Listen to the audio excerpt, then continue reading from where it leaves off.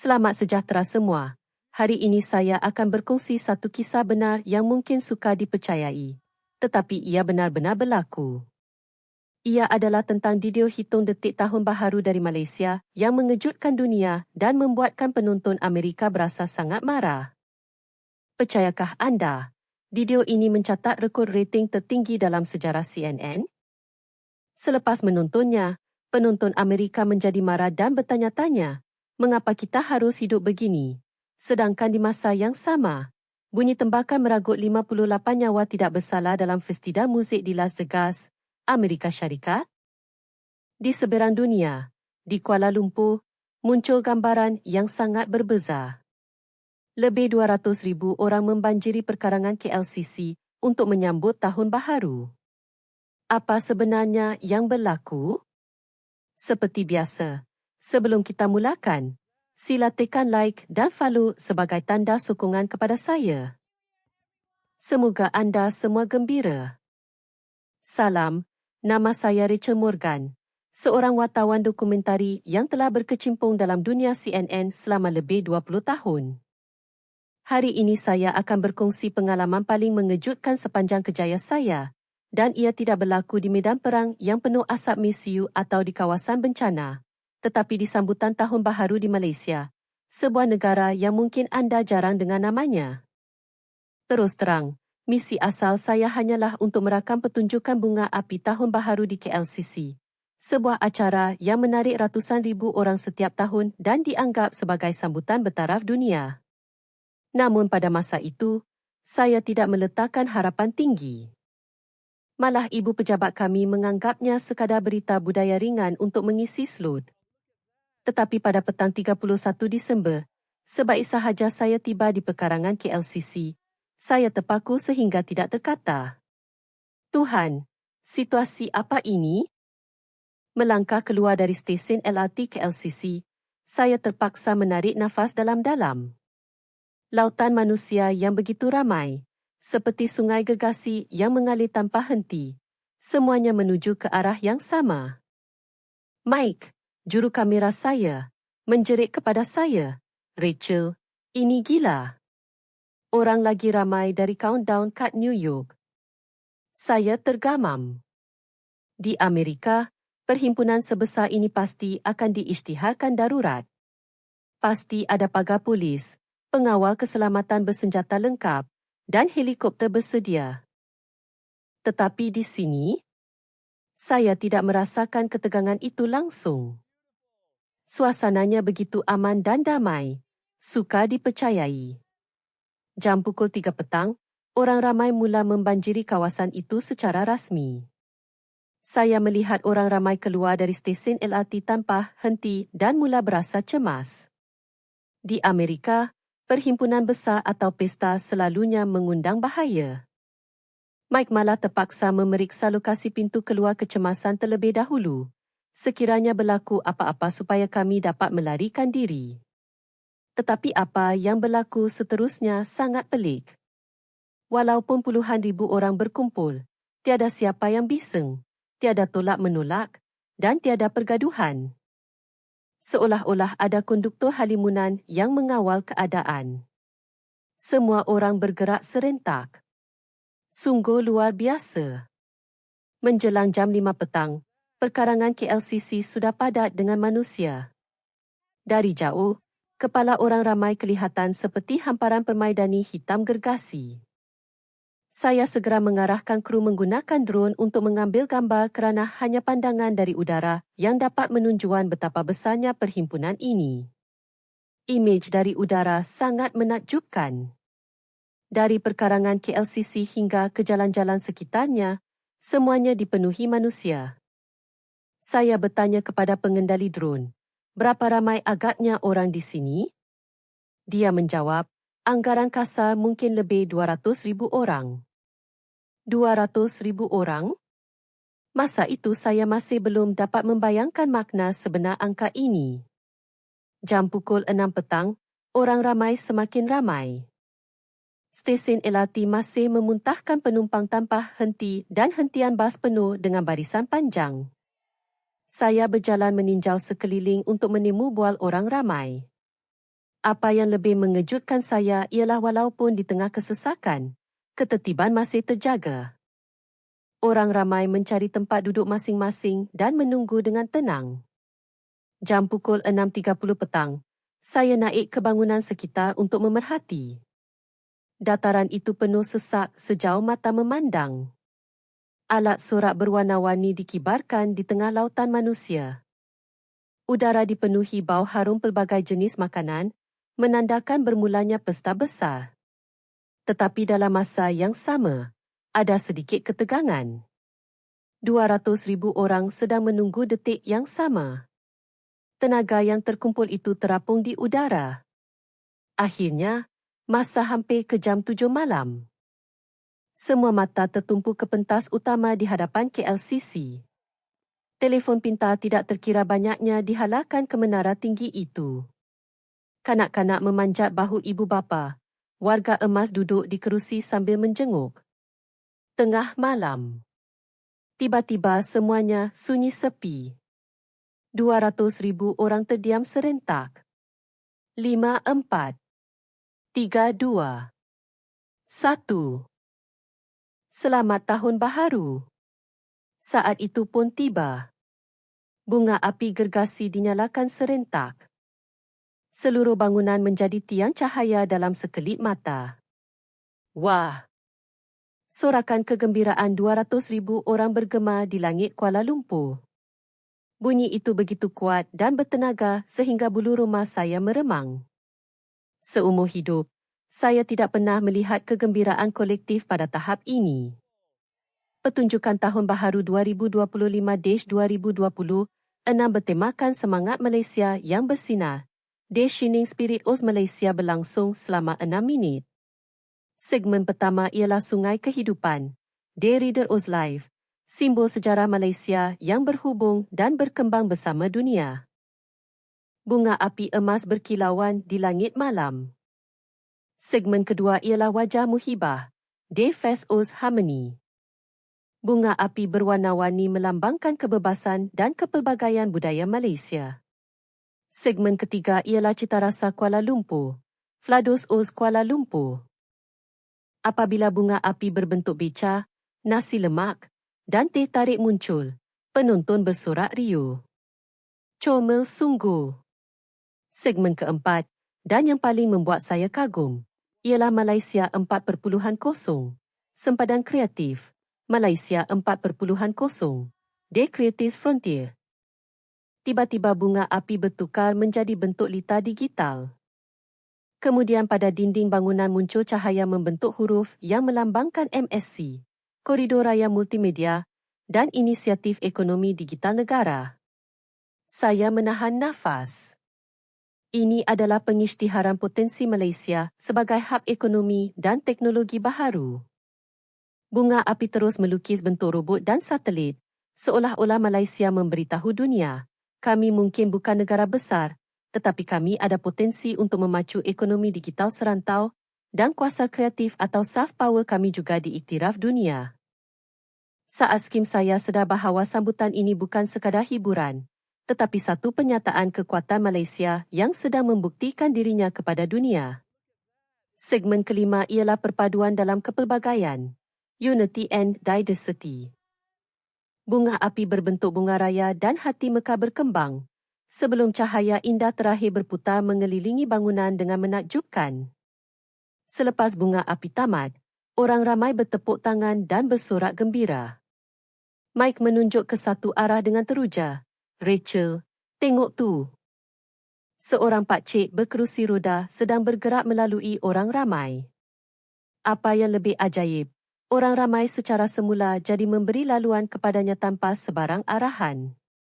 Seperti laut yang terbelah menjadi jalan. Pemandangan yang lebih menakjubkan menyusul apabila seorang wanita hamil berjalan lalu. Seorang pemuda terus bangun memberikan tempat duduknya. Selepas wanita itu mengucapkan terima kasih, seorang nenek berdekatan menghulurkan kipas tangan kepadanya, kerana walaupun bulan Disember, kesesakan membuatkan suasana terasa panas. Seorang lelaki pertengahan umur yang cacat penglihatan sedang menggunakan tongkat. Seorang pemuda yang kelihatan seperti pelajar kolej menegurnya dengan sopan. Maaf bang, nak saya tolong ke? Lelaki itu berterima kasih dan memegang lengan pemuda itu. Kedua-duanya berjalan sambil berbual mesra. Saya memberitahu Mike, rakam semua ni. Orang Amerika takkan percaya benda macam ni betul-betul berlaku. Saya tak pernah tengok pemandangan macam ni sebelum ini. Yang lebih mengejutkan ialah kelakuan kanak-kanak. Seorang budak kecil berumur kira-kira 5 tahun memegang beg plastik kecil, mengutip sampah di sekeliling. Bukan sebab disuruh ibu, tetapi dia buat dengan rela hati. Sebuah keluarga pelancong asing yang melihat ini terkejut dan menyuruh anak mereka turut membantu mengutip sampah. Masa skim saya benar-benar faham bahawa orang-orang ini mempunyai DNA budaya yang berbeza. Walaupun terdapat ribuan pengawal keselamatan, suasananya sangat mesra. Kalau di Amerika, polis akan pegang perisai dan berlantan dengan muka ketat. Tapi pengawal keselamatan di sini? Mereka senyum dan berbual dengan orang ramai, tunjuk jalan dengan mesra kepada yang sesat, dan beritahu lokasi tandas terdekat kepada kanak-kanak yang sakit perut. Saya berbisik kepada Mike, kalau kat Amerika situasi macam ni, macam mana agaknya? Mike menggeleng kepala dan berkata, pasti jauh beza. Apa yang paling menyentuh hati saya ialah sikap orang muda terhadap warga emas. Seorang nenek berumur 80 sedang membawa kerusi berat. Sekumpulan pelajar terus berlari menolong. Nenek itu melambai tangan berterima kasih tak henti-henti. Pelajar-pelajar itu senyum dan pesan, nenek jalan elok-elok ya. Seluruh dataran ini seolah-olah sebuah keluarga besar yang bekerjasama. Walaupun tak kenal, mereka tolong-menolong dan bersimpati secara semula jadi, macam jiran lama. Pemandangan berkongsi makanan juga sangat menyentuh hati. Sebuah keluarga yang bawa nasi goreng menjemput pelancong asing di sebelah makan sekali. Seorang pemuda yang beli ayam goreng bahagi kepada nenek di sebelahnya. Nenek tu cakap, terima kasih ya. Baik betul budak-budak ni, sambil senyum gembira. Pelancong asing pun terharu. Sepasang kekasih dari Jerman menggeleng kepala tak percaya dan berkata, UNBLW. Ajaib betul. Kat negara kami tak boleh bayang macam ni. Saya juga rasa begitu. Tempat yang ada 200,000 orang berkumpul, tapi kehangatan dan kemurahan hati sebegini berlaku secara semula jadi. Dan yang paling hebat, semua ini berlaku tanpa paksaan, bukan dibuat-buat untuk tunjukkan orang, tapi berlaku macam bernafas perkara biasa. Kanak-kanak bersorak di atas bahu bapa, warga emas tepuk tangan dan senyum ceria, pasangan berpelukan tengok bunga api, keluarga kongsi makan sate dan rojak. Saat itu saya yakin, imej-imej inilah berita sebenar. Lebih indah dari bunga api, skim hati budi orang-orang ini. Jam pukul 11.30 malam. Selepas pertunjukan bunga api dan cahaya terakhir tamat, saya mula rasa tegang. Masa ujian sebenar dah tiba. Di Amerika, dari saat ini bermulalah mimpi ngeri sebenar. 200,000 orang bergerak serentak, tolak-menolak, tarik-menarik, jerit-pekik, bergaduh dan huru-hara. Orang ramai yang berebut ke pintu keluar selalu menyebabkan kemalangan pijak-memijak. Saya pesan kat Mike, sedia, kekecohan nak mula dah. Kita kena undur ke tempat selamat. Tapi apa yang berlaku sebaliknya sama sekali. Orang ramai tak bergegas balik, malah nampak makin santai. Lepas habis, bukannya bangun lari balik, mereka duduk lagi menikmati suasana. Keluarga mula kemas bekas makanan, pasangan senyum ambil swafoto, kanak-kanak masih dalam pelukan ibu bapa berbual teruja. Warga emas pun tak kelam kabut bangun dari kerusi. Lepas tu saya nampak benda yang tak masuk akal. Orang ramai mula kutip sampah sekeliling tempat duduk mereka. Bukan sampah sendiri je, tapi semua sampah yang ada dekat situ. Satu keluarga keluarkan beg plastik besar, kutub ten dan cawan kertas dalam radius 10 meter sampai licin. Kanak-kanak guna tangan kecil kutub tisu dan plastik jajan. Macam dah rancang dari awal. Semula jadi sangat. Yang lagi pelik ialah kerja penganjur. Ratusan petugas di bawah inisiatif KL Bersih berjalan sekeliling dataran untuk bersihkan sama-sama dengan orang ramai. Tapi mereka tak arah atau kawal orang. Sebaliknya, orang ramai yang mula bersihkan dulu, baru mereka sertai. Ia jadi projek kerjasama besar-besaran. Saya tergamam.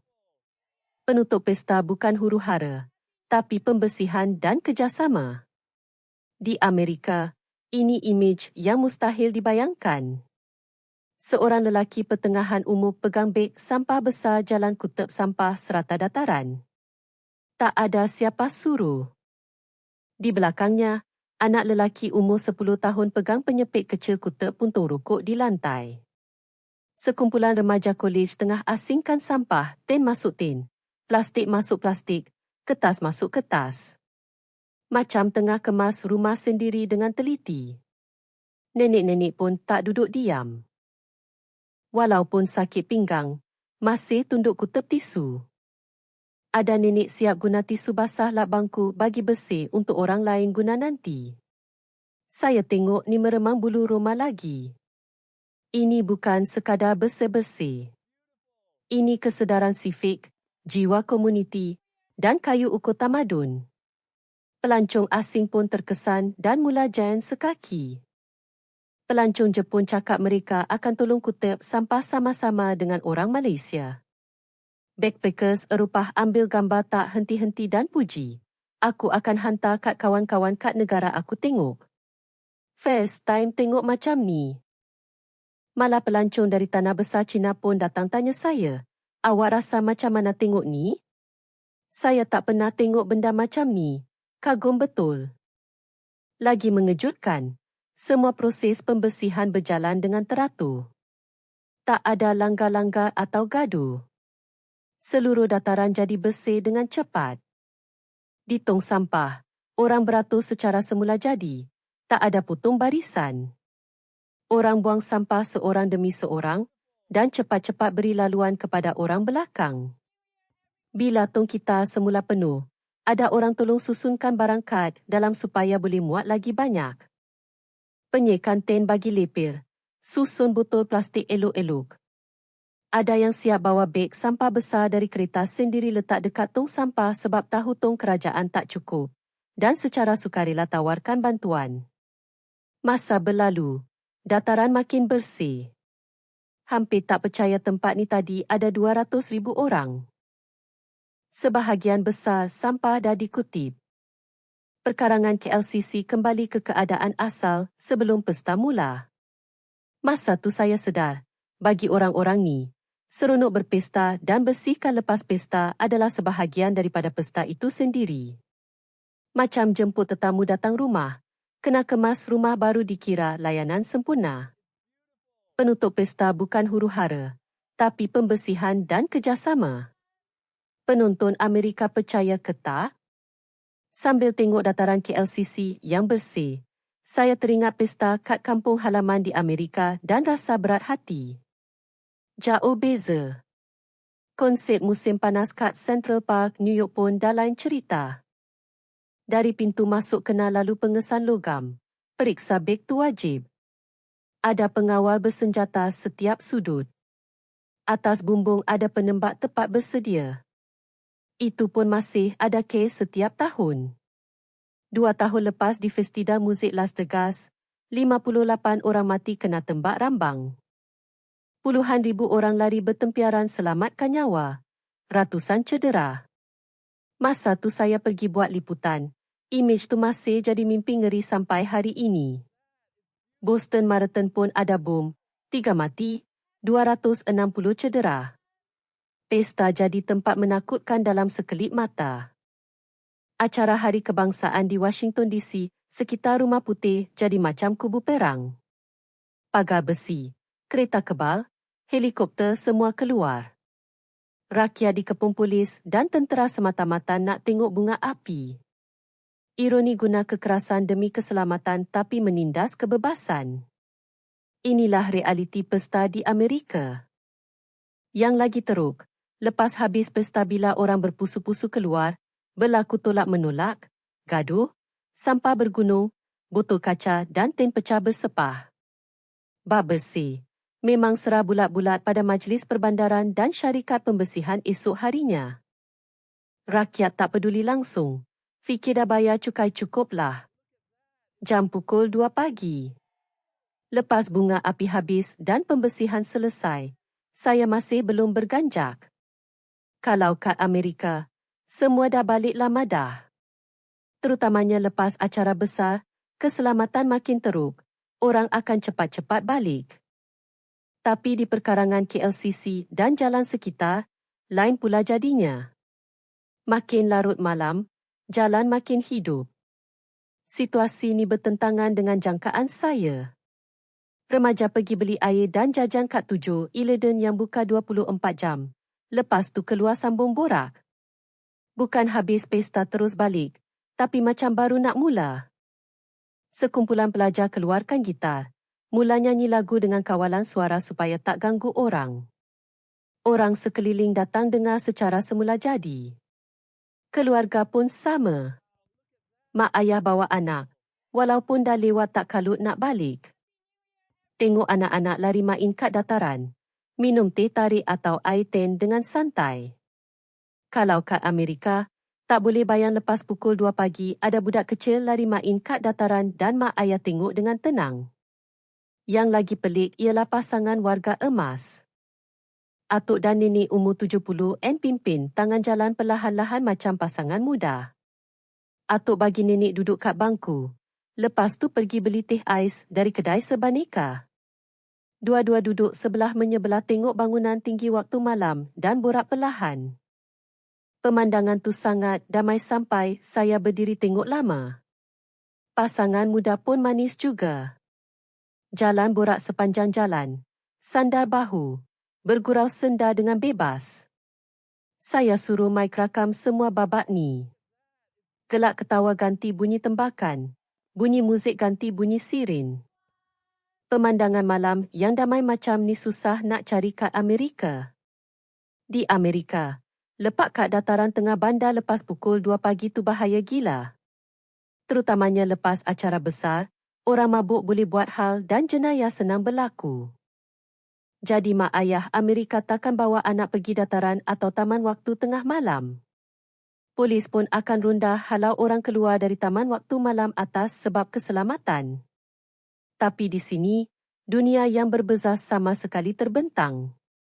Jam pukul 3 pagi. Orang makin ramai keluar jalan-jalan. Pekerja pejabat yang baru habis shift mula jain sekaki. Pekerja korporat pakai sut longgar tali leher pesan sate dan air kelapa makan dengan kawan sekerja. Satu meja nampak macam bos tengah bagi nasihat hidup kat pekerja baru. Kat ofis mungkin hubungan bos kuli yang ketat, tapi kat jalanan Kuala Lumpur waktu malam ni nampak mesra macam bapa dengan anak. Meja lain pula pekerja wanita berkumpul borak macam lepas geram stres seharian. Gelak ketawa ceria bergema sepanjang jalan. Orang lalu lalang pun ramai pasangan, kawan-kawan, kadang-kadang yang solo naik basikal layan angin malam. Nampak bebas sangat. Ada juga orang jogging pakai baju sukan sumbat earphone lari ikut rentak sendiri. Sesekali bertentang mata dengan orang yang duduk lepak tepi jalan.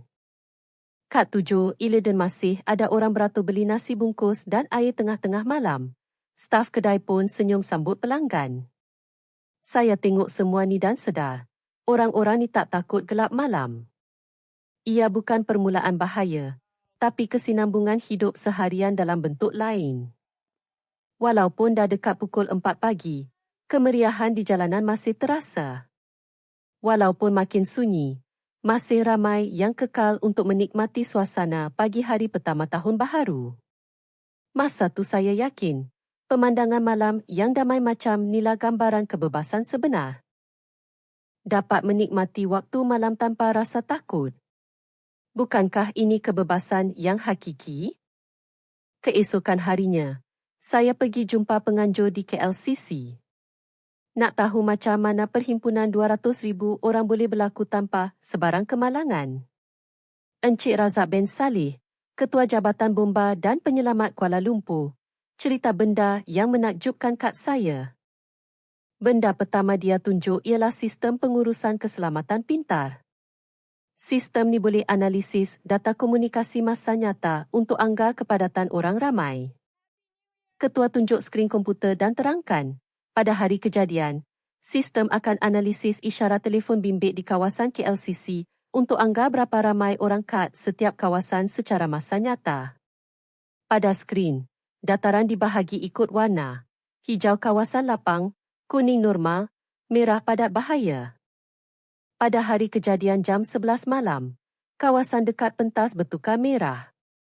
Pengawal keselamatan terus dihantar ke sana serta-merta. Yang lagi hebat ialah fungsi ramalan AI. Ia boleh bagi amaran awal masa mana dan kawasan mana berisiko berdasarkan data lepas. Jadi boleh hantar orang siap-siap sebelum jadi apa-apa. Saya terkejut. Di Amerika, CCTV dan data lokasi selalu jadi simbol intipan dan kawalan kerajaan, langgar privasi rakyat. Tapi di sini, teknologi sama diguna untuk tujuan berbeza bukan intip rakyat, tapi lindungi rakyat. Ketua jelaskan sistem ni tak simpan data peribadi. Cuma kira isyarat telefon untuk anggar kepadatan. Tak boleh tahu siapa ada kat mana. Lepas acara habis, semua data padam automatik. Tak simpan atau guna untuk tujuan lain. Ketelusan dan had penggunaan ni buat rakyat percaya. Jadi mereka tak bantah sistem ni. Satu lagi teknologi yang mengagumkan ialah penggunaan drone pemantauan masa nyata. Tapi ini bukan drone intip macam kat Amerika, tapi drone kecemasan. Sebenarnya pada hari kejadian, ada seorang pakcik sakit dada. Drone sampai tempat kejadian dalam 3 minit bawa kit pertolongan cemas sakit jantung. Nasib baik tak serius, tapi boleh nampak kesediaan hadapi situasi tak dijangka. Pengurusan keselamatan pencegahan guna analisis AI pun hebat. Sistem analisis data acara lepas untuk cari corak kemalangan yang kerap jadi. Contohnya, acara saiz sama pernah jadi kemalangan dekat stesen LRT pukul 11 malam sebab sesak. Kali ni mereka tambah pengawal kat situ siap-siap pada masa tu. Malah kaitkan dengan data cuaca kalau angin kuat serpihan bunga api mungkin terbang. Mereka ubah kawasan penonton. Atau kalau lembap tinggi, sedia hadapi masalah penglihatan sebab asap kabus. Apa yang paling buat saya kagum ialah sistem pengurusan keselamatan partisipatif, melibatkan rakyat. Peserta boleh lapor situasi semasa melalui aplikasi secara masa nyata, contoh tandas tak cukup, tong sampah penuh, atau jalan sesak. Data ni hantar terus ke pusat kawalan dan petugas dihantar segera. Rakyat jadi rakan kongsi keselamatan. Bukan kerajaan atau polis atau seorang diri, tapi buat sama-sama dengan rakyat. Ketua cakap dengan bangga, dalam acara kali ini rakyat lapor 1,200 kes. Masa respon purata ialah 3 minit. Angka yang menakjubkan. Satu lagi benda istimewa ialah sistem sokongan pelbagai bahasa untuk pelancong asing. Ada info keselamatan dan perkhidmatan masa nyata dalam bahasa Inggeris, Jepun, Korea dan Mandarin. Bila orang asing sesat, boleh masukkan lokasi semasa dan destinasi dalam aplikasi. Sistem akan tunjuk jalan paling selamat atau sambungkan dengan sukarelawan berdekatan untuk bantuan terus. Lepas dengar semua ni, saya sedar teknologi tak digunakan untuk tindas rakyat, tapi lindungi rakyat. Di Amerika, teknologi sama jadi alat kawalan. Tapi di sini jadi asas ketenangan hati. Saya rasa perbezaan ni sangat ketara. Ia membezakan antara kebebasan dan ketidakselamatan. Yang lagi penting, teknologi ni gabung dengan kerjasama rela hati rakyat. Kalau harap teknologi saja tak jalan, sebab ada budaya prihatin dan jaga tepi kain orang, dalam maksud positif, inilah teknologi boleh berfungsi dengan berkesan. Saya keluar dari Dewan Bandaraya Kuala Lumpur dengan keyakinan bahawa keselamatan sebenar bukan datang dari senjata, tapi dari kepercayaan. Jam pukul 2 petang. Saya putuskan untuk jalan-jalan sekitar KLCC dan Bukit Bintang lagi. Countdown dah habis, tapi saya nak tahu hari biasa macam mana. Saya temui satu lagi dunia yang menakjubkan. Di seluruh kawasan Bukit Bintang, ada aktiviti budaya kecil-kecilan secara spontan. Bukan sebab ada orang bagi permit atau suruh, tapi ruang budaya yang rakyat cipta sendiri. Dekat pusat beli belah, ada remaja buat persembahan basking. Seorang pemuda main gitar dan nyanyi. Depan dia ada kotak gitar. Orang lalu lalang letak duit. Yang mestinya, muzik tak kuat sangat, ngam-ngam tak ganggu orang lain, dan bagi peluang siapa nak dengar datang dekat. Sekumpulan pelajar kolej tengah berlatih menari. Nampak macam tarian K-pop. Kanak-kanak yang tengok dengan teruja mula tiru. Pelajar-pelajar tu dengan rela hati ajar langkah tarian kat budak-budak tu. Di satu sudut lain, ada pakcik tengah tunjuk bakat tulis kat jawi. Dia bentang tikar atas lantai, pamerkan karya. Orang lalu berhenti tengok minat. Seorang wanita pertengahan umur tanya, "Pakcik, perkataan ditulis macam mana?" Pakcik tu dengan senang hati ambil pengkalam tunjuk cara. Wanita tu puji dan tepuk tangan. Di bangku berdekatan, ada kelab buku buat perbincangan. Dalam 5 orang wanita pertengahan umur bincang pasal buku, cakap pelan-pelan supaya tak ganggu orang sebelah. Sebelah mereka, pelukis tegakan kandas lukis pemandangan kawasan tu. Ada guna cat air, ada cat minyak, ada pensil. Semua rakam pemandangan sama tapi ikut pandangan dan gaya masing-masing. Saya tengok ni terkejut. Kalau kat Amerika, nak buat aktiviti macam ni kena mohon permit rumit. Nak basking kat tempat macam KLCC kena minta izin awal. Boleh main kat tempat tertentu je. Ada had masa dan bunyi ketat. Pameran seni lagilah renyah prosedurnya. Tapi kat sini tak rasa kongkongan peraturan tu. Suasana terbuka bagi semua orang serta.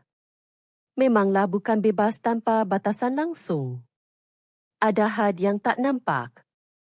Semua aktiviti berjalan atas dasar hormat orang lain. Yang main muzik jaga volume, yang melukis cari tempat tak halang jalan, yang bersenam jaga tak langgar orang. Disiplin diri dan timbang rasa yang wujud sendiri ni memang menakjubkan. Walaupun undang-undang tak paksa, mereka tahu macam mana nak bawa diri. Sekumpulan pelancong asing tengok pelik. Pelancong Jepun tanya saya, "Persembahan kat sini tak payah permit ke?" Saya jawab, "Saya tak pasti, tapi mungkin ada makluman asas." Tapi yang penting tak ada prosedur rumit atau peraturan ketat. Sebab tu aktiviti budaya boleh hidup bebas. Pelancong dari China tanya terus terang, "Kerajaan tak masuk campur ke urus aktiviti ni?" Masa jawab tu saya pun terfikir. Nampak macam bukan mengawal, tapi melindungi. Selepas selesai tugas di Malaysia dan balik ke ibu pejabat CNN untuk mula menyunting, saya yakin dokumentari ini akan beri kesan besar kepada masyarakat Amerika. Bunga api yang menerangi langit Kuala Lumpur bukan sekadar hiasan, tapi mesej sosial yang kuat. Bahawa kepercayaan, ketertiban, keselamatan dan kebebasan boleh wujud bersama. Dan yang paling penting, walaupun berdepan tekanan ekonomi dan budaya kuasa besar, rakyat Malaysia tetap teguh dengan identiti dan nilai mereka sendiri. Dokumentari itu dinamakan Keajaiban 200,000 Orang, Sambutan Tanpa Senjata Api, Miracle Oz 200,000, Day Celebration Without Guns. Sebelum tayang pun dah heboh. Orang Amerika tak percaya 200,000 orang boleh kumpul tanpa guna senjata. Malam tayangan, rating tinggi melambung. Penonton 3 kali ganda lebih ramai dari dokumentari biasa CNN. Lepas habis, reaksi mencurah-curah dari seluruh negara. Komen awal penuh rasa terkejut dan kagum. Biar betul? 200,000 orang kumpul tak ada kemalangan langsung? Tak percaya aku. Budak-budak main kad dataran pukul 2 pagi? Kad Amerika tak boleh bayang. Tapi lama-lama, mula muncul suara kemarahan. Kenapa kita tak boleh hidup macam ni? Kerajaan buat apa? Hari-hari tengok berita tembakan rambang. Bila tengok ni rasa geram. Anak kita kena latih kawat kecemasan tembakan kat sekolah, tapi budak negara tu lari bebas masa pesta. Reaksi ibu bapa paling emosi. Anak lelaki saya umur 8 tahun. Saya tak bagi dia pergi taman waktu malam. Tapi kat sana budak-budak main sampai lewat malam. Setiap kali pergi pesta takut kena tembak. Ini normal ke? Setiap kali tengok anak berlatih sembunyi dari penembak kat sekolah. Hati sakit. Negara lain hidup tak payah risau benda macam ni. Seorang ibu di New York cakap terus terang, tahun lepas ada tembakan masa pesta komuniti kami. Lepas tu saya tak bawa anak pergi pesta lagi. Tapi kat Malaysia 200,000 orang kumpul pun selamat. Cemburu betul. Tak. Marah sebenarnya. Penyokong kawalan senjata api mula guna dokumentari ni sebagai senjata. Tengok, negara yang kawal senjata ketat boleh buat macam ni. Kita pun kena ubah undang-undang senjata. Persatuan Raifal Kebangsaan, NRA, patut tengok video ni. Senjata lindungi orang? Jangan buat lawaklah. Sebaliknya, penyokong senjata api balas balik. Malaysia negara lain. Amerika dah terlalu banyak senjata. Orang baik kena ada senjata untuk pertahan diri. Kalau penjenayah ada senjata tapi orang biasa tak ada, lagi bahaya. Tapi kebanyakan reaksi adalah campuran antara putus asa dan marah. Sejak bila kita jadi macam ni? Sejak bila pesta jadi tempat menakutkan? Masa aku kecil tak macam ni. Kat mana silap masyarakat kita? Hari-hari berita tembakan, dadah, keganasan. Tak sedar kita hidup dalam masyarakat yang sakit.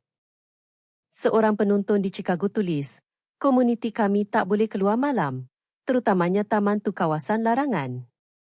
Tapi di Kuala Lumpur, subuh pun keluarga boleh buat aktiviti bebas. Bukan ke ini kebebasan sebenar?